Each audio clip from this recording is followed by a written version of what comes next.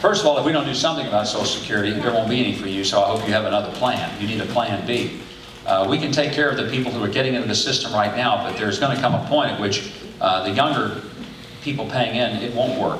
And there's several key factors. And the first one is when the Social Security system was developed, it was developed on the idea of actuarial tables that said that you would retire at 65, but the life expectancy at that time was 67 years old. So the actuarial table said you'd retire at 65, at 67 you would die. So we'd have about a 2-year obligation. You would pay in for 40 years, we'd pay you back 2, you'd die, move out, somebody else comes in. Guess what happened? People started living longer. Wouldn't you know, just messed up the whole thing. Now, I don't personally think that the idea is to bump people off at 67 and tell them, I'm sorry, your time is up. That'd hardly be the pro-life position that I would tend to ascribe. So it looks like that the only other option is that we have to sort of make the system realistic. And here's the secondary problem.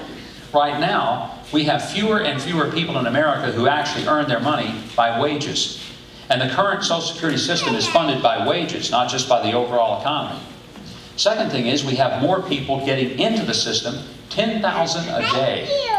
Now stop and think about that. Baby boomers are retiring at the rate of 10,000 a day.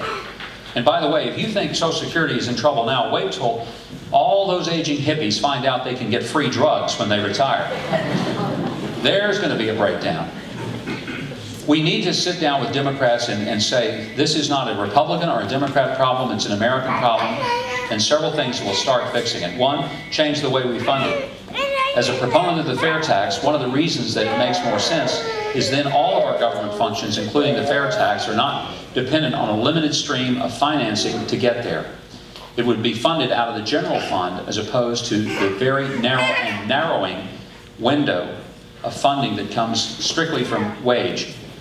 Another thing is to come up with creative ways so that those of us who are getting near the Social Security age would have some options. Let me give you an example.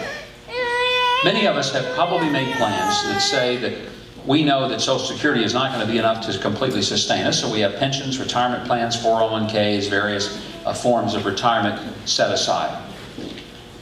We may not need the monthly check from Social Security to get by, but nobody's going to just say, well, don't send me the check after all, I'll just make that a contribution to the government. No, it's your money. You paid it in all those years.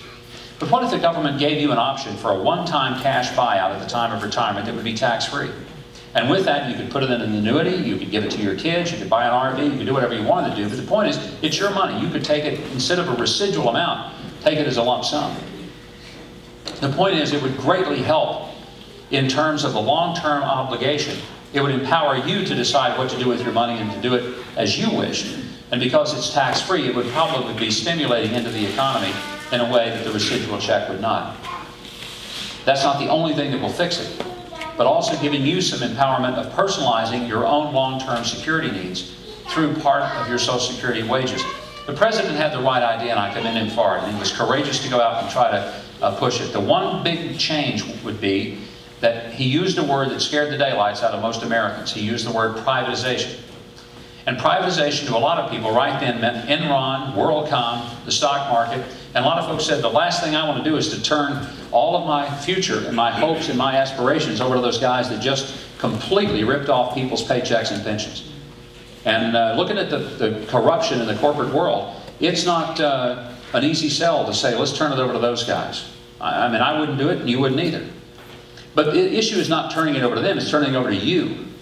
Letting you have some empowerment as to how your future would be planned. And so that's what we have to start doing. And I believe that while it's not going to be easy, the solutions are within our grasp.